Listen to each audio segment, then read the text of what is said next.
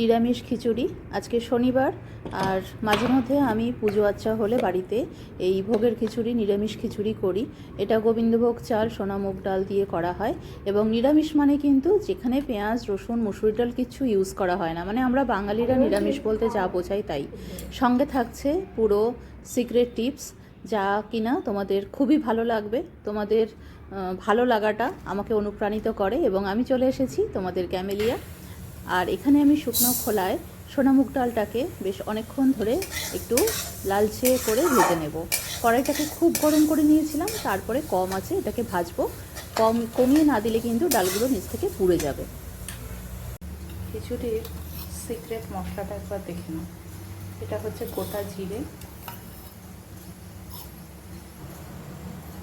এটা রাঁধুনি,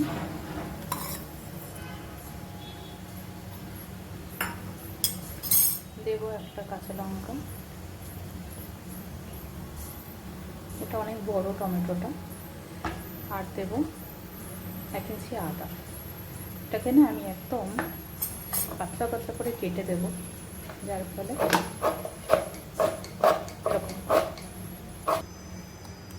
ঘুরিয়ে নিয়েছি, তাহলে না এরকম মিহি হয়ে যায়, কারণ টমেটোটা তো ভেজা। এবার এগুলোকে দেবো যখন, তখন ওটা হয়ে গেছে বাটা। বাটিরই চাল নেব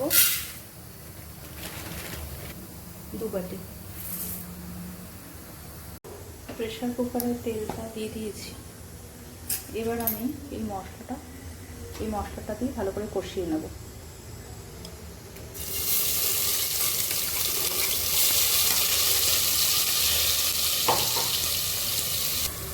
মশলাটা ভালো করে কষানো হচ্ছে, এই সময় দিয়ে দেবো সল্ট।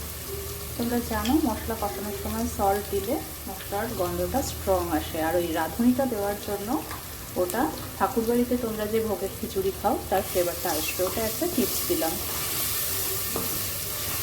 এবার আমি ভেজে রাখা ডাল দিয়ে দেবো।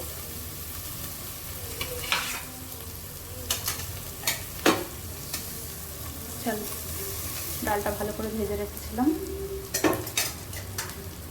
আর দেবো ধুয়ে রাখা চালটা, একটু স্বাদের হেরফের হবে। আর একটু জল দিতে হবে, এটা সেদ্ধ হওয়ার জন্য। নামানোর পরে দেবো ঘি।